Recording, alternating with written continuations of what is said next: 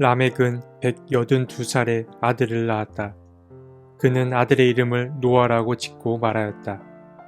주님께서 저주하신 땅 때문에 우리가 수고하고 고통을 겪어야 하는데 이 아들이 우리를 위로할 것이다.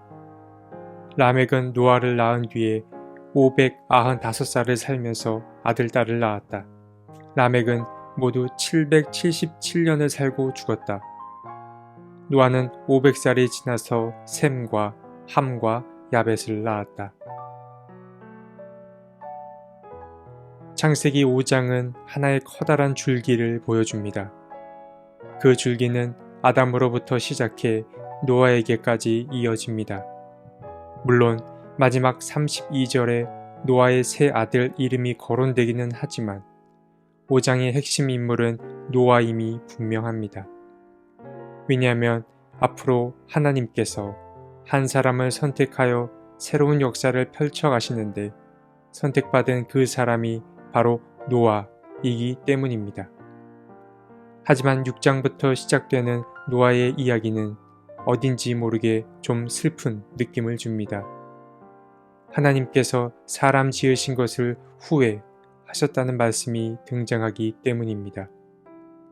세상에 사람들의 죄악이 가득 찼고 이 모습을 본 하나님은 자신의 실수를 인정하며 모든 것을 없애고 새롭게 시작하시겠다고 하십니다.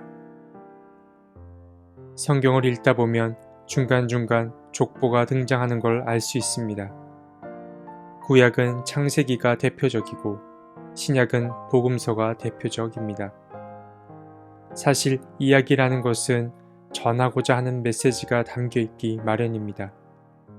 성경도 하나의 이야기이기에 전하고자 하는 주제 또는 부각하고자 하는 인물이 있습니다. 그리고 그 핵심 주제 혹은 핵심 인물은 가장 처음이나 마지막에 등장하기 마련입니다. 그렇기에 족보라는 것도 처음 시작하는 인물과 마지막 인물의 스포트라이트가 비춰질 수밖에 없습니다.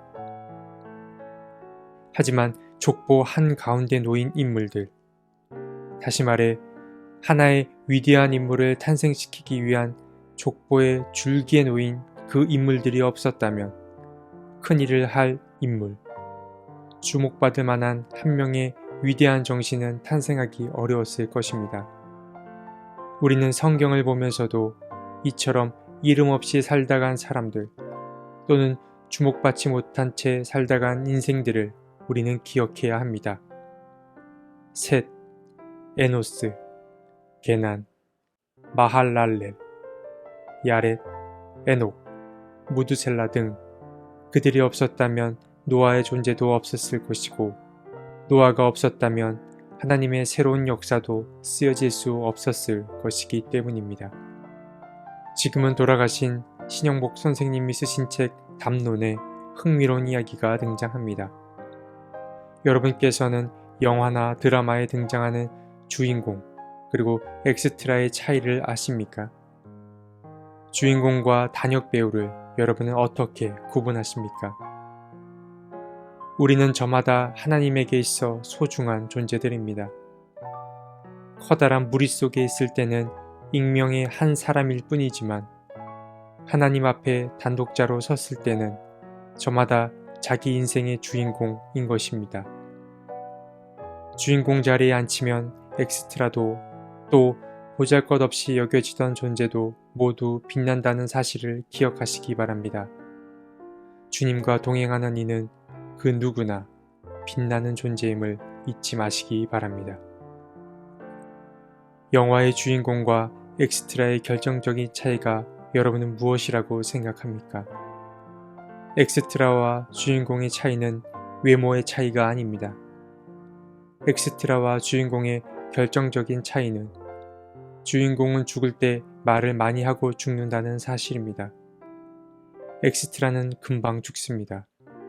주인공에게는 친구도 있고 애인도 있고 가족도 있습니다. 죽을 때 그 사람들에게 말을 남깁니다. 엑스트라에게는 아무도 없습니다. 그냥 죽습니다.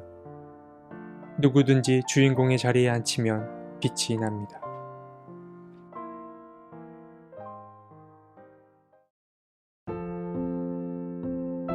하나님, 우리는 저마다 하나님의 손에 붙들린 자들입니다.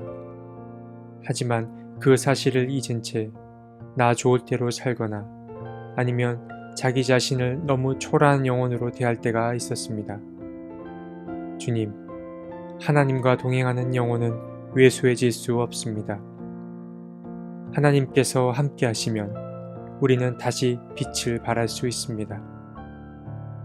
움츠린 우리의 영혼이 주님 안에서 활짝 날개를 펴게 도와주시고 내가 소중한 존재이듯 내 곁에 있는 이들 또한 하나님에게 있어 소중한 존재임을 잊지 않게 해 주십시오. 그렇게 서로가 선한 빛으로 자꾸 물들어가게 도와주십시오. 아멘.